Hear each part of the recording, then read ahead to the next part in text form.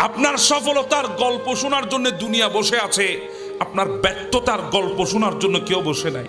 আপনার সফলতার গল্প বইয়ে তুলে ধরেছেন, টাকা দিয়ে কিনবে ওই বই মানুষ। আপনি অনুষ্ঠানে আপনার সফলতার গল্প বলবেন, মানুষ দৌড়ে দৌড়ে আসবে, টাকা খরচ করে আসবে আপনার সফলতার গল্প শোনার জন্যে। এবার বিপরীত যদি হয়, আপনার ব্যর্থতার গল্প একটা সেকেন্ডও কারো কাছে সময় পাবেন না। আপনি টাকা দিয়ে আনবেন, তাও আসবে না। কারণ সফলতার গল্প শুনতে সবাই পছন্দ করে, ব্যর্থতার গল্প শুনতে কেউ পছন্দ করে না। তো শোনাবেন কাউকে, বেশি থেকে বেশি যদি বন্ধু বান্ধবকে শোনান আপনার ব্যর্থতা সম্পর্কে, আপনার ওই ব্যর্থতার গল্প শুনে, কষ্টের গল্প শুনে আপনার সুযোগ নিয়ে আপনার ক্ষতি করেছে, হয়তোবা সামনে করবে।